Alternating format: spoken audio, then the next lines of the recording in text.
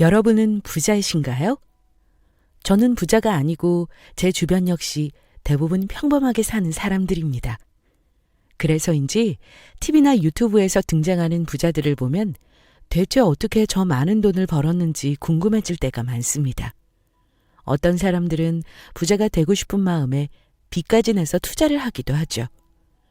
투자로 크게 성공했다면 빚은 아무런 문제가 되지 않겠지만 반대로 실패했다면 빚만 떠안은 채 당분간은 허리띠를 졸라매고 살 수밖에 없을 겁니다. 저는 하루아침에 배우자의 사업 실패로 집까지 넘어갔었기에 사업이 망한 집안을 보면 그 심정이 너무나 이해가 되더라고요. 그런데 남도 아닌 남편의 부모가 며느리에게 사사건건 간섭을 한다면 어떻게 처신해야 현명할까요? 시모의 폭언과 폭행에서 벗어나 자유인이 된 40대 제 이야기를 지금부터 잘 들어주세요. 안녕하세요. 요즘 이혼은 절대 흠이 아니라고 하지만 전 왠지 모르게 주변 사람들에게 이혼했다는 이야기를 하기가 쉽지는 않더라고요. 보통 사람들이 생각하는 이혼 사연은 남편의 불륜이나 도박, 폭행 등을 생각하겠지만 저희는 아니었습니다.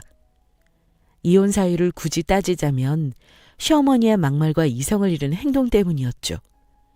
제가 여러 가지 이야기를 하면 주변 분들은 그럼 시어머니와 인연을 끊고 남편과 둘이 살지 그랬냐고들 하시더라고요. 하지만 남편 입장에선 하나뿐인 소중한 부모인데 그러기가 쉽나요? 저희는 여러 가지 갈등을 결국 풀지 못하고 남남이 되었지만 제 이야기를 듣고 계신 분 중 시부모와 갈등이 있으시다면 이혼은 가장 마지막에 고민하시기를 바라겠습니다. 같은 대학 캠퍼스 커플이었던 저희 두 사람은 꽤 오랫동안 연애 후 결혼하게 되었습니다. 학교 졸업 후 저는 운 좋게도 은행에 취직이 되었지만 당시 남친이었던 남편은 대기업과 공기관 등 복지가 잘 되어 있는 회사들의 입사 지원서를 냈지만 안타깝게도 번번이 실패했습니다. 그러다 한 작은 중소기업에서 연락이 와 간신히 취직이 되었죠. 제 남친은 회사도 작고 복지도 보잘것없다며 툴툴대더라고요. 회사 다닐 맛이 안 난다며 금방 그만두려고 했지만 저는 한사코 만류했어요. 몇 년이라도 참고 다닌 후 더 큰 회사로 이직을 해보라고 구슬렸죠. 주변 친구들도 남친에게 비슷한 조언을 해주었고요. 결국 제 말을 듣고 3년 정도 그 회사에서 일한 후 남친은 좀 더 큰 회사로 이직에 성공했습니다. 그해 저희는 양가 부모님께 인사를 드린 후 결혼식을 올리게 되었죠. 사실 학교 졸업 후 둘 다 취직만 되면 바로 식을 올리려고 했었지만 남편은 자기가 좀 더 번듯한 직장에 다닐 때 결혼하고 싶다고 하더라고요. 그래야 제 부모님께 체면도 서고요. 자기야, 부모님이 나 마음에 들어 하실까? 그렇게 좋은 회사 다니는 것도 아닌데 실망하시면 어떡하지? 오빠, 우리 부모님 돈 가지고 사람 판단하는 분들 아니야. 사람만 좋다고 생각되면 허락하실 테니까 그런 생각은 하지 마. 나도 그건 아는데 그래도 부모님 입장에선 딸이 고생하지 않고 경제적으로 여유 있는 남자 만났으면 하실 것 같아서 그렇지. 이거 너무 긴장된다. 긴장하지 마, 오빠. 내가 얘기 잘해놓았으니까 편안하게 생각해. 사실 저희 부모님은 남편이 될 사람을 볼 때 연봉이나 겉으로 보이는 조건보다는 성격, 그리고 집안의 분위기를 정말 중요하게 보시는데요. 돈이야 잘 벌 수도 있는 거고 그렇지 못할 수도 있지만 사람의 성격은 웬만해서는 잘 바뀌지 않기 때문이죠. 저희 부모님은 남편에 대해서는 사람이 순수하고 일에 대한 열정도 있는 것 같다고 칭찬해 주셨지만 시부모님을 보면 살짝 걱정이 된다는 말씀을 조심스레 하시더라고요. 그도 그럴 것이 상견례장에서 저희 부모님께 시어머니가 며느리가 아들 밥을 잘 챙겨주었으면 좋겠다는 둥 요즘 며느리들은 시댁을 가볍게 보는 경우가 많아서 걱정이 되는데 제가 순하고 착해 보여 다행이라는 이야기를 하시더라고요. 아유, 예진이가 너무 심성이 착하고 곱다는 얘기 많이 들었어요. 아, 예, 감사합니다. 사실 우리 지섭이가 혼자서 밥도 잘 안 챙겨 먹고 할 줄 아는 게 그리 많지가 않더라고요. 그래도 뭐 자기 밥벌이는 하니까 얼마나 다행인지 모르겠어요. 예진이가 저 대신 지섭이 밥도 잘 챙겨주고 내조만 싹싹하게 잘해주면 제가 더 바랄 게 없겠습니다. 아, 예, 그러시군요. 저희 예진이도 제가 집에서 곱게 키워서 할 줄 아는 게 많이 없어요. 둘 다 돈 번다고 힘드니까 집안일은 나눠 하는 게 요즘 추세더라고요. 아이고, 그렇지요. 그래도 예진이는 퇴근 시간이 우리 지섭이보다 빠르잖아요. 제가 보니까 살림을 하나만 가르쳐줘도 열을 할 것 같더라고요. 처음에는 고생 좀 하겠지만 시간 지나면 차차 살림도 잘할 것 같아요. 사실 남자보다 여자가 더 좀 꼼꼼하잖아요. 예, 사부인 생각은 그러시군요. 그런데 예진이가 퇴근 시간이 빠르기는 해도 하루 종일 사람들 상대하는 일이라 집에 오면 항상 녹초가 돼요. 그런 거 생각하면 밥이든 청소든 지섭이랑 같이 나누어서 일하는 게 가장 좋겠죠. 서로 배려하지 않으면 한쪽이 너무 힘드니까요. 그런가요? 제가 옛날 사람이라 생각이 짧았네요. 아이고, 아닙니다. 우리 때야 엄마들이 대부분 집에 있었으니 집안일도 다 했지만 요즘은 전혀 상황이 다르니까요. 알아서 잘 살도록 지켜봐 주시면 좋겠습니다. 아이고, 사부인 말씀이 맞습니다. 솔직히 제가 노는 것도 아니고 저도 아침에 출근해서 저녁에 돌아오는데 시어머니 될 분이 저렇게 생각하신다니 좀 언짢더라고요. 뭐 어떻게 보면 결혼 후에 저런 얘기 듣는 거나 상견례장에서 듣는 거나 도찐 개찐이라는 생각도 들었고요.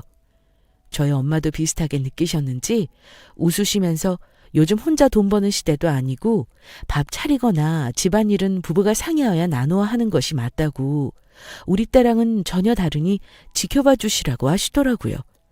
그 말에 시어머니는 아무 말도 못하더라고요.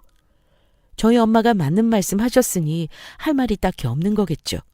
속으로 전 좀 통쾌하더라고요. 예진아, 아까 상견례장에서 엄마가 좀 실수했니? 아까 그쪽 말이 좀 마음에 걸리더라고. 아니, 잘 말한 것 같은데? 나는 속이 시원하더라. 그랬어? 아니 뭐 그냥 그러신가 보다 하고 넘어갈 수도 있는데 너가 너무 만만하게 보일까 봐 걱정이 돼서 엄마가 대신 한마디 한 거야. 너도 힘들게 일한다는 걸 지섭이 엄마도 알아야지. 그랬구나. 엄마가 있어서 든든하네. 그리고 사실 저희 집이 아주 잘 사는 건 아니지만 그래도 아빠가 대기업을 오래 다니다가 퇴직하셔서 돈이 없는 건 아니거든요. 다행히 퇴직금으로 투자한 부동산이 수익이 꽤 괜찮아서 상가도 몇 개 있으시고 두 분 생활하시는데 부족하지는 않으세요. 그리고 저희 신혼집 구할 때도 저희 엄마가 3억 정도를 보태주셨어요. 여태까지 키워준 것도 감사한데 집까지 도움을 주시니 참 죄송하고 감사하더라고요. 물론 시부모님은 노후에 본인들에게 쓸 돈도 모자란다며 옷 한 벌도 받지 못했고요. 저는 어차피 모시고 사는 것도 아니고 둘이 사는 거니 더 이상 마음에 두지 말자고 생각했죠. 엄마에게도 신경 쓰지 말라고 말씀드렸고요. 신혼집은 처음엔 제 명의로 하려고 했지만 남편이 처가도움만 받았다고 기죽는 모습이 싫었던 전 남편 명의로 해주었습니다. 친구들은 왜 그러냐며 나중에 후회한다고 말렸지만 저는 상관없었어요. 예진아, 결혼 축하해. 신혼집도 그 위치면 진짜 잘 구했더라. 너무 부러워 얘. 혜지야 고마워. 근데 신혼집은 뭐 솔직히 우리 돈으로 한 것도 아니고 엄마 돈이 반 이상인데 뭐 나중에 다 갚아야 돼. 그래도 은행에서 대출받는 것보다 조금이라도 도움받는 게 낫지 뭐. 집을 니네 쪽으로 보탠 거면 혜지 네 명의로 했겠네? 아, 아니야. 오빠 명의로 내가 했어. 괜히 처가집 도움받았다고 기죽을까 봐. 야, 무슨 그런 결정을 해. 나중에 너 후회해. 차라리 공동 명의를 하든가. 나는 상관없어. 우리 둘이 살 건데 명의가 뭐 그리 중요해? 이혼할 거면 모를까. 아우, 그래도 사람 일은 모르니까 그렇지. 알았어. 이렇게 결혼 후 한 3년간은 저희 부부에게 좋은 일만 찾아왔습니다. 저도 회사에서 진급이 되었지만 남편도 예상보다 진급이 빨리 되어 연봉도 크게 올랐고 회사에서도 중요한 위치를 맡게 되었어요. 남편은 진급한 날 제게 꽃다발을 사주며 고맙다고 하더라고요. 처음에 작은 회사라도 들어가서 경력을 쌓지 못했으면 이 회사도 못 오게 되었을 거라고요. 제가 복덩이라고 자기는 결혼 너무 잘한 것 같다고 절 추켜 세우더라고요. 예진아, 나 이번에 승진했어. 작년에도 승진해서 올해는 어렵겠다 생각했는데 또 시켜주네. 정말? 오빠, 너무 축하해. 잘 됐다. 오빠가 열심히 하니까 회사에서도 이제 인정해주나 보다. 그런가? 처음에는 조금만 버티다가 다른 데 가야지 생각했는데 다니다 보니까 나쁘지 않은 것 같아. 다 예진이 네가 격려해준 덕분이야. 오빠가 열심히 한 거지 뭐. 오빠 급여 오르면 이제 대출도 좀 더 빨리 갚을 수 있겠다. 그렇네. 한 몇 년간 바짝 갚아서 우리 아이 계획도 세우고 그러자. 물론 중간에 명절이나 생신 등이 되면 시댁에서 이런저런 일들이 있긴 했었습니다. 생신에 미역국을 끓여달라. 명절 전날에 갈비랑 전을 해와라. 친척분들 모이니까 꼭 참석해라 등등의 요구를 아무렇지도 않게 말씀을 하시더라고요. 예, 아가야. 다음 주 주말이 시아버지 생신인 거 알지? 갈비찜을 좋아하시니까 너무 칼칼하지 않게 좀 만들어 와라. 밑반찬도 몇 개 해오고. 이모들하고 조카들도 올 거니까 양은 한 10인분 정도면 적당할 것 같아. 모자라는 것보다는 남는 게 낫지 않겠니? 그렇지? 어머님 어쩌죠? 제가 다음 주말에 회사 워크숍이 있어서 그때 참석은 좀 어려울 것 같아요. 그래? 그러면 어쩔 수 없지. 그러면 워크숍 가기 전날에 음식을 미리 우리 집에 두고 가렴. 얼굴은 못 봐도 손님들 대접은 해야 하니까. 어머님, 그런데 오빠 말을 들어보니 아버님이 기름진 음식 딱히 좋아하시지 않는다고 횟집에서 외식이나 하자고 하네요. 혹시 그건 어떠세요? 아유, 진섭이가 쓸데없는 말을 했구나. 아버지는 갈비든 뭐든 다 잘 드셔. 그리고 며느리가 새로 왔는데 음식 맛은 친척들이 봐야 하지 않겠니? 아무리 내 아들이지만 참 생각이 이렇게 짧다니까. 그렇군요. 알겠습니다. 그럼 음식 해서 워크숍 전날에 어머님 댁에 갖다 드릴게요. 사실 제 업무 특성상 은행에서 하루 종일 고객들을 상대하다 보니 힘들고 피곤하기도 했고 시어머니의 말이 이해가 안 되는 부분들이 꽤 많았어요. 그렇지만 시어머니는 옛날 분이시니 사고방식이 바뀌지 않을 거라 생각했고 전 웬만하면 다 맞추어 드렸습니다. 남편의 부모님이니 최대한 심기를 거스르지 않으려고 노력했죠. 그러던 어느 날 저희 집이 발칵 뒤집힐 만한 일이 생겼습니다. 남편이 회사를 그만두고 새로운 일을 하겠다고 선언하더라고요.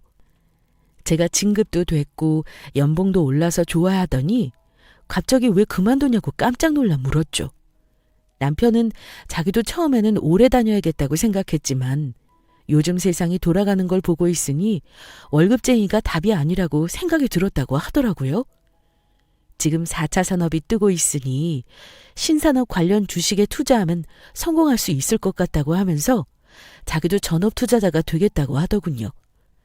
저는 좀 황당했지만 일단 얼마가 되었든 고정 수입이 기본적으로 있어야 투자든 뭐든 하는 거라며 천천히 설득했습니다.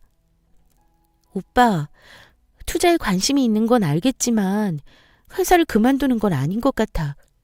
수입이 기본적으로 어느 정도 있어야 투자를 하는 거지.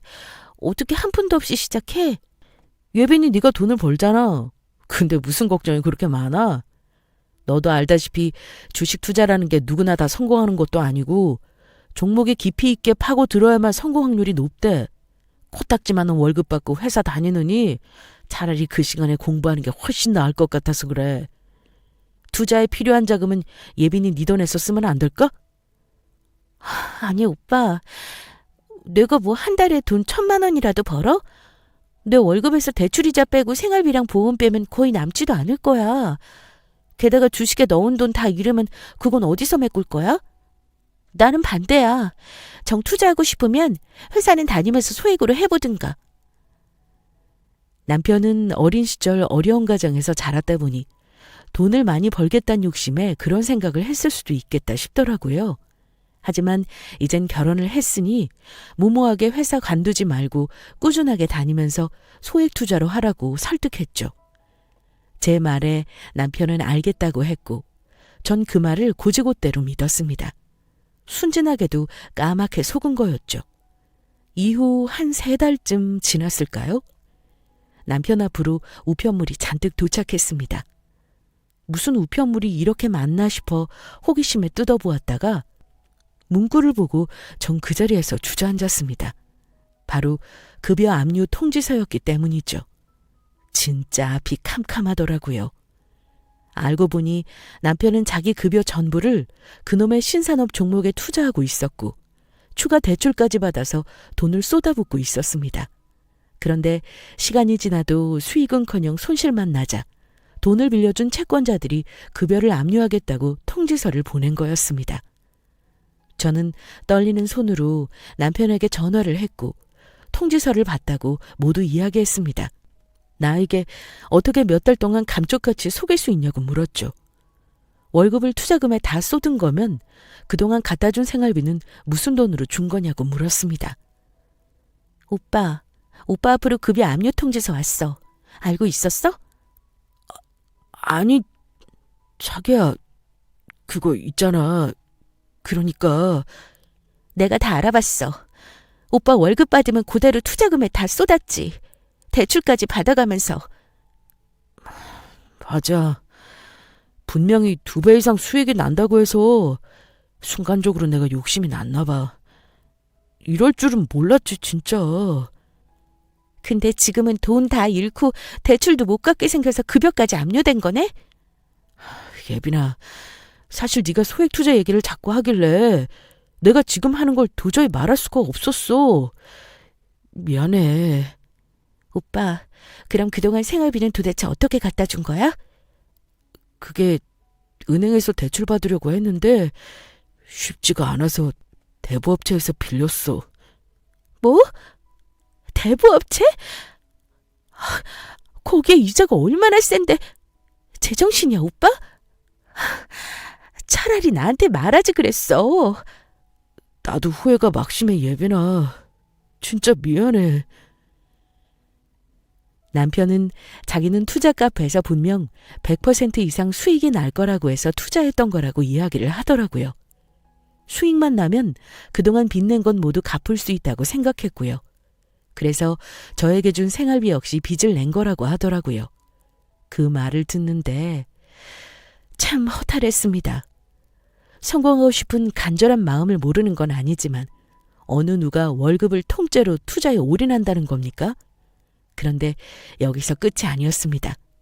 남편은 며칠 전에 회사를 관뒀다는 날벼락 같은 통보를 날렸습니다. 제가 이 상황에서 회사를 왜 관두냐고 소리를 치니 남편은 투자 공부에 쏟는 시간이 너무 적어서 손실이 난 것 같다며 아예 그만두고 전업 투자자가 되면 분명 성공할 수 있다고 하더군요. 제정신이 아니었습니다. 그리고 예빈아, 사실 나 며칠 전에 회사 관뒀어. 뭐라고? 아니, 지금 빚이 이렇게 많은데 왜 회사를 그만둬?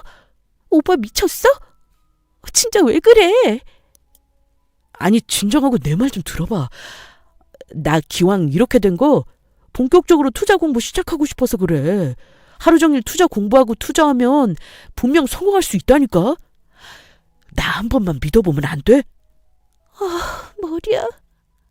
오빠, 제발 정신 좀 차려. 난 아직도 이 상황이 안 믿겨진다. 진짜 왜 이렇게 생각이 없어? 초보 투자자는 무조건 소액부터 시작하라는 말도 몰라? 정 투자하고 싶으면 회사 다니면서 10만 원부터 시작해. 수익 나면 그때부터 조금씩 금액 올리고. 지금처럼 할 거면 난 더 이상 자기랑 같이 못 살아. 미안한데 예빈이 네 말대로 못하겠어. 난 한번 시작했으면 끝을 봐야 하는 사람이라고. 순간 전 소름이 끼쳤습니다. 이 사람은 이제 정상적인 사고를 하는 사람이 아니구나 하고요. 당장 생활비 한 푼 없이 대출만 받아서 투자를 하는 멍청이가 세상에 어디 있나요? 하지만 제가 아무리 말해도 듣지 않던 남편은 결국 백수가 되었습니다. 회사에서도 끝까지 만류해 보았지만 고집을 꺾을 수 없었다고 하더라고요. 이후에는 온전히 제 급여만 가지고 집 대출과 생활비를 충당하다 보니 하루하루가 정말 빠듯했습니다. 예전에는 아이 계획도 세웠었지만 이대로 간다면 아이는커녕 대출금 갚는 것만으로도 힘들어지더라고요. 게다가 엎친 데 덮친 격으로 제가 다니던 은행이 곧 구조조정에 들어가게 되었습니다. 본사에서는 점포수를 대폭 줄이고 온라인 뱅킹을 더 활성화한다고 하더군요. 명예퇴직을 신청하면 꽤 많은 퇴직금을 받을 수는 있었지만 집에 돈을 버는 사람이 저밖에 없는 이상 최대한 버텨야만 했습니다. 하지만 그게 말이 쉽죠. 날고 기는 선배들이 벌써 중요 자리는 다 차지해버렸고 일 잘한다는 소린 들었지만 라인은 못 탔던 저는 결국 회사의 권고로 퇴직하게 되었습니다. 예빈 씨, 정말 미안하게 됐어. 알다시피 사회생활이라는 게 일 잘하는 것만으로는 힘들더라고.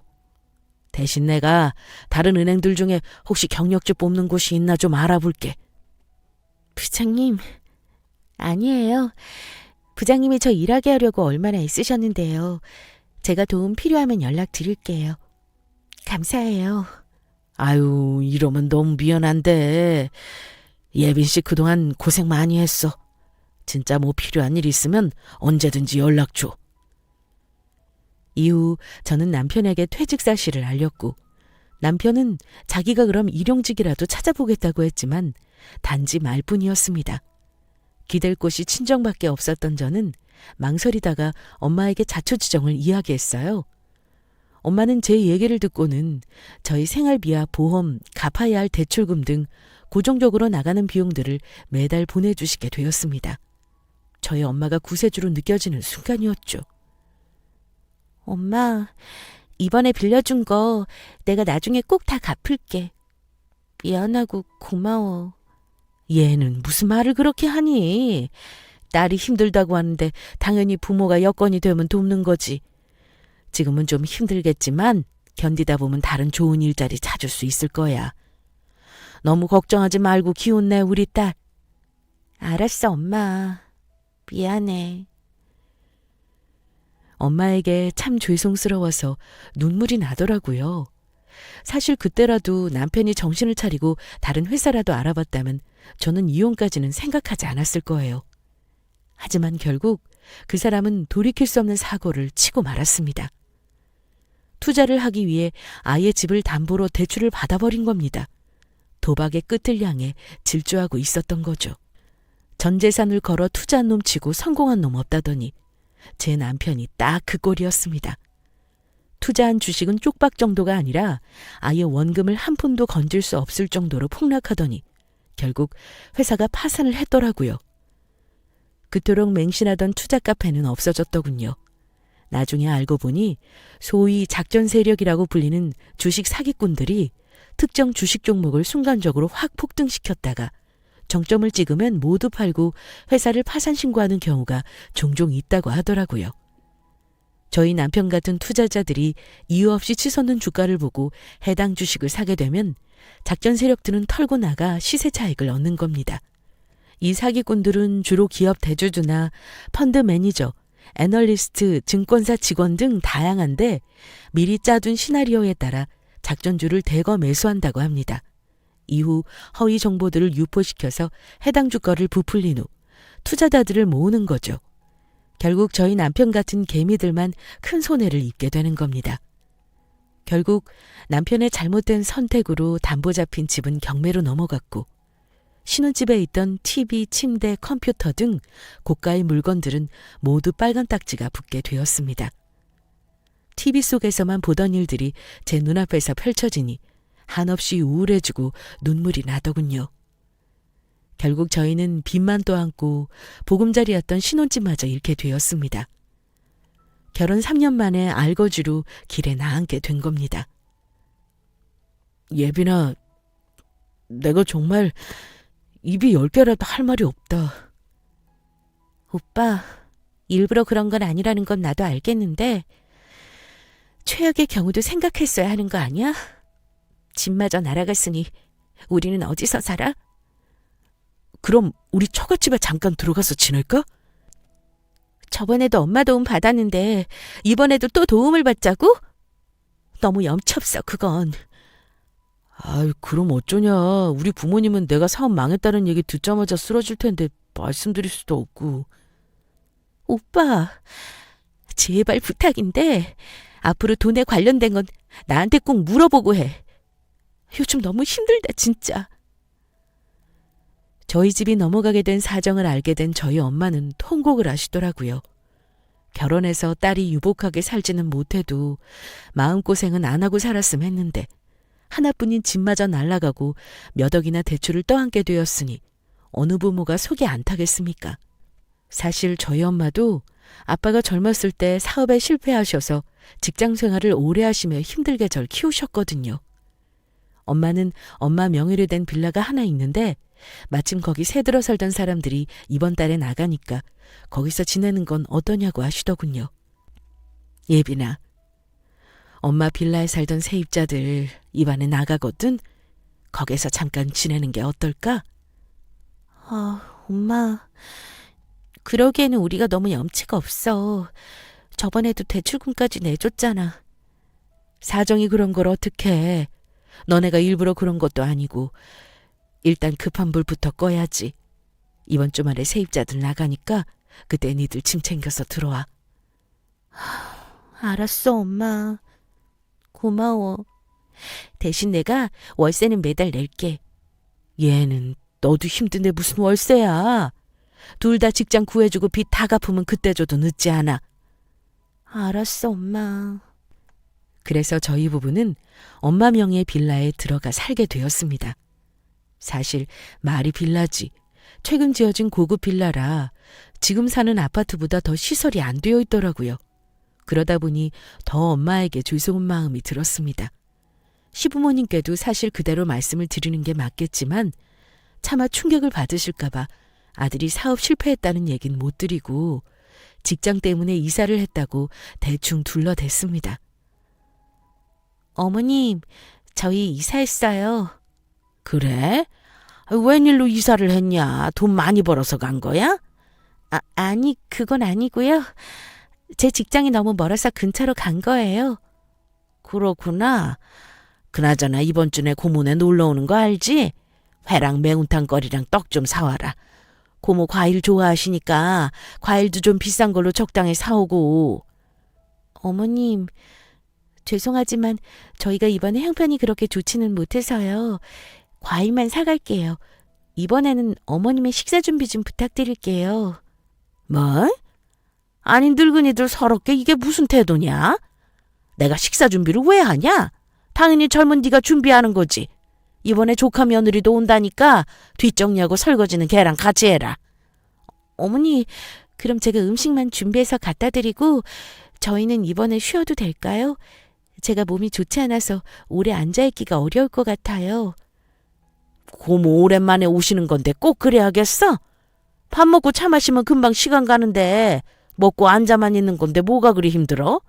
큰 병 걸린 거 아니면 조금만 앉았다가 가라. 알겠습니다. 그럼 음식 준비만 해서 가겠습니다. 아유, 그래. 진짜 그렇게 얘기했으면 얼마나 좋냐. 말 나온 김에 고모 좋아하는 잡채도 조금 해와. 과일은 내가 사놓으마. 네, 쉬세요. 이후 다행스럽게도 남편의 태도도 예전과는 확연히 달라진 듯 했습니다. 그놈의 투자 얘기를 달고 살더니 언젠가부터 말없이 일자리를 알아보더라고요.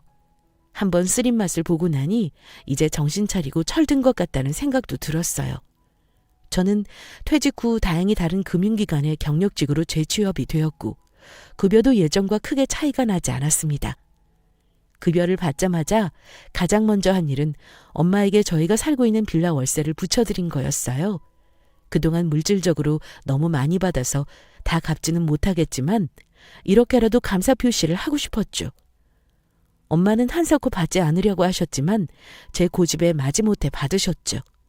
이후 남편은 낮에는 가사 일을 하고 오후에는 구직활동을 하며 지냈습니다. 제가 퇴근을 하고 오면 나름 서투르지만 최선을 다해 저녁 밥상까지 차려주더라고요. 한편으로는 남편이 밉지만 이제라도 정신 차리는 거 보니까 좀 짠하다는 마음도 들었죠. 그러던 어느 날 경악할 만한 일이 터지고야 말았습니다. 제가 퇴근 후 돌아오니 낯익은 신발이 하나 보이더군요. 시어머니의 신발이었습니다. 오랜만에 어머님 얼굴을 뵙는 거라 반가운 마음에 저는 얼른 신발을 벗고 들어갔죠. 그런데 갑자기 눈앞이 번쩍했습니다. 뜨거운 국자가 제 얼굴을 가격한 것이었습니다. 뜨거운 국에 있던 국자라 얼굴이 너무 쓰라리고 아프더라고요. 무슨 짓이세요, 어머니? 저한테 왜 이러세요? 예빈이 너 내가 참다 열불이 나서 그랬어. 진섭이한테 너 평소에 이렇게밖에 못하니? 예? 제가 오빠한테 어떻게 했는데요? 도대체 무슨 말씀이세요? 내가 오늘 낮에 너희 집에 오니까 진석이 혼자 집에서 라면 먹고 있더라. 정성스레 밥은 못 차려줘도 최소한 국이랑 밥 반찬 두세 가지는 냉장고에 넣어놨어야 하는 거 아니냐? 넌 너밖에 모르냐? 아니, 지금 오빠가 라면 먹었다고 그게 화가 나서 저한테 국자를 던지신 거예요? 어머니, 저 얼굴에 상처 났어요. 제정신이세요? 네 얼굴에 상처란 건 중요하고 우리 아들 밥 안 챙겨준 건 안 중요하냐? 당장 씻고 저녁 차리고 두 번 다시 진섭이한테 라면 같은 거 먹게 하지 마라. 힘들게 고생하는 사람한테 라면이 뭐냐, 라면이. 어머니, 지금 저녁 차리는 게 중요한 게 아닌 것 같은데요? 오빠가 유치원생도 아니고 낮에 점심 정도는 혼자 차려 먹을 수 있어요. 그리고 밥이 먹기 싫다고 해서 라면을 먹은 건데 그게 왜 저 때문인가요? 이해가 안 가네요. 생각을 좀 해봐라. 아니 진섭이가 좋아하는 반찬 해서 냉장고에 넣어뒀어도 라면을 먹었겠니? 정 힘들면은 하다못해 반찬 가게에서라도 이것저것 사다가 넣어놔야지. 너 이러니까 내가 마음을 못 놓고 니네 일에 참견하는 거야. 아니, 어머니, 먹고 싶은 반찬이 있으면 오빠가 사다가 먹으면 되죠. 제가 노는 사람도 아니고 어떻게 매일 그렇게 신경을 써요? 어쩌다가 한 번 먹은 라면 가지고 이렇게까지 난리치실 일이에요, 이게? 그럼 저한테 국자 던지신 건 안 미안하세요? 네가 제대로 남편을 안 챙겨주니까 내가 던진 거지. 괜히 그러니? 내 귀한 아들 제대로 안 먹이니까 내가 그런 거 아니야. 그러니까 저에게 사과하지 않고 또 넘어가실 거냐고요. 같은 말을 지금 몇 번이나 하냐? 네가 잘못했으니까 국자가 날아간 거지. 별로 다치지도 않은 것 같은데 유별나게 너 왜 그러니? 가정교육을 그렇게밖에 못 배웠어? 별로 다치지도 않아요? 펄펄 끓는 국에 있던 국자 던져서 저 화상 입고 여기 찢어진 거 안 보이세요? 그리고 왜 저희 부모님을 들먹이세요? 저 부모님한테 가정교육 잘 받았어요. 오히려 배고프면 라면밖에 못 끓이는 오빠가 목 교육을 받았겠죠. 뭐? 이제 시험이 머리 꼭대기까지 올라오려고 하네. 어디서 말꼬리를 잡고 늘어지냐? 이제 이 얘기 그만하고 얼른 저녁이나 준비해라. 아니요. 사람 같지도 않은 사람한테는 더 이상 어른 대접하기 싫습니다. 저는 오늘부터 그쪽 아들하고 그쪽 안 볼 테니까 그리 아세요. 전 가겠습니다. 뭐라고? 그쪽? 지금 너 말 다 했니? 전 충격을 받고 일단 그 집을 나와 병원에 가서 응급처치를 받았죠. 다행히도 병원에서 큰 상처는 아니지만 며칠은 얼굴에 흉터가 남을 거라고 하더군요. 전 울며 엄마에게 이야기했습니다. 참 못난 말이지만 말할 사람이 엄마밖에 없더라고요. 충격을 받은 어머니는 당장 빌라를 찾아가셨죠. 마침 시어머니도 남편과 함께 있었습니다. 아, 마침 계셨네요. 저희 딸이 하신 말과 행동 잘 들었습니다. 진짜로 진섭이가 라면 먹은 것 때문에 국자를 던지신 게 맞나요? 아니 사부인, 그게 아니라요. 예빈이가 저희 아들 뒷바라지를 잘 못해주는 것 같게 제가 몇 마디 했더니 갑자기 울며 나가더라고요. 국자 던진 건 미안하게 생각해요. 맞다는 거네요? 그럼? 그게 폭행죄인 건 알고 계신가요? 폭행죄요? 아니 시어머니랑 며느리 사이에도 폭행죄가 돼요? 시어머니건 아니건 사람이 사람을 그렇게 때리면 폭행죄로 감옥 갑니다. 대가들이 사업 망하고 돈을 못 벌어와서 제 명의의 빌라까지 내어줬는데 이렇게 나오면 더 이상 저희는 가만 못 있습니다. 예빈이 아빠도 이 사실 알고 지금 사부인 고소한다고 난리예요. 아니 뭐라고요? 진섭이 사업이 망했어요? 그럼 이 집은 진섭이 집이 아니란 말이에요? 아드님의 사업 말아먹고 집까지 홀랑 날렸어요. 살 곳이 없다기에 제가 가진 빌라 잠깐 빌려준 겁니다. 아이고, 그런 줄도 모르고 그걸 알았으면 제가 이렇게 안 했죠. 이를 어째. 죄송합니다. 죄송해요, 사부인. 그럼 몰랐으면 예빈이한테 한 행동은 잘했다는 건가요? 저희가 결혼을 승낙하고 신혼집 비용까지 보태준 건 두 사람이 행복하게 살라고 그런 거지. 그쪽한테 식모 취급받으면서 살라고 보태준 거 절대 아닙니다. 아시겠어요? 아이고, 무슨 말씀을 그렇게 하세요. 식모라니요. 제가 예빈이를 얼마나 이뻐하는데요. 더 이상 말할 것도 없습니다. 지서봐, 짐 챙겨서 어머니랑 당장 나가라. 그리고 법원에서 보자. 자초지정을 들은 시어머니는 처음에 믿지 못하는 눈치셨지만 남편이 소리 없이 울고 있으니 사실임을 깨달으시는 것 같더라고요.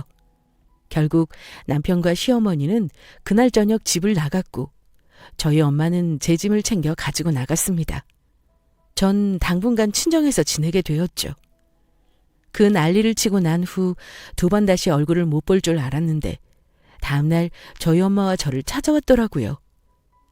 지금 이미 늦은 걸 알지만 저에게도 너무 미안해서 사과하고 다시는 찾아오지 않을 테니 한 번만 기회를 주면 안 되겠냐고 하더라고요. 사부인, 정말 죄송합니다. 상황이 이런 줄도 모르고 제가 막말하고 국자 던진 거 예빈이한테 정식으로 사과하고 싶습니다. 예빈아, 정말 미안하다. 죄송하지만 아무리 사과하셔도 이제 제 마음은 돌이킬 수 없어요. 이제 저도 없으니 오빠랑 둘이서 행복하게 사세요. 하지만 사람 마음이 그렇게 한순간에 변할 수 있는 게 아니더라고요. 저희 엄마도 처음에는 잠시 흔들렸지만 제가 몇 번이나 눈물로 하소연했던 걸 떠올리면서 단호하게 안 되겠다고 하셨답니다. 며느리와 시어머니의 관계가 완전하게 평등하지는 못해도 사람이 아닌 하인처럼 생각하고 부리는 건 도저히 용납할 수 없다고요. 그렇게 막 대해도 될 만큼 하찮은 아이 아니고 소중한 자식이니 나는 자식을 지킬 거라고 하시더군요. 어머니는 아무 말도 하지 못하셨습니다. 남편 역시 마찬가지였고요. 결국 남편은 짐을 정리해 저희 엄마 빌라에서 나갔고 저희는 협의 이혼을 했습니다. 시어머니는 어떻게든 아들 내외 이혼은 막아보려 하셨지만 이미 소용없었죠. 남편은 자기 엄마 때문에 제가 그동안 마음고생이 많았다며 이제라도 더 나은 인생 살기를 바란다고 말해주었죠. 그 말을 듣는데 괜히 마음 한구석이 미안하더라고요. 당사자도 아니고 부모의 악행 때문에 가정이 풍비박산이 났으니까요. 이후 5년이 지난 저는 최근 부고 소식을 들었습니다. 시어머니가 돌아가셨다는 소식이더군요. 장례식에 가지 않으려 했지만 그래도 잠깐이나마 며느리였으니 인사는 하고 가야겠다 싶어 잠깐 절만하고 돌아왔습니다. 집에 오니 여러 가지 생각이 들더라고요. 분명 저에게 상처를 준 사람이고 그 때문에 이혼까지 했는데 짠한 마음이 들더라고요. 죽음 앞에서는 아무리 큰 잘못도 다 용서가 되는 걸까 싶기도 했습니다. 그리고 전 남편을 보는데 5년 사이 많이 늙었더군요. 남편은 저와 이혼 후 작은 회사에 취직을 하여 성실하게 잘 다니고 있다고 합니다. 저에게 좋은 사람 만났냐고 물었는데 아직까지는 없다고 말하고 나왔어요. 남편이 예전 부부 사이는 아니더라도 좋은 친구로 지내고 싶다고 하더군요. 저 역시 세월이 지나고 나니 남편의 철없던 예전 행동들도 어느 정도 이해가 되더라고요. 지금은 남편과 가끔 연락하는 사이로 지내고 있답니다. 다시 같이 살자고 해도 절대 합칠 일은 없겠지만 멀리서 응원해주고 있습니다. 긴 글 들어주셔서 감사합니다.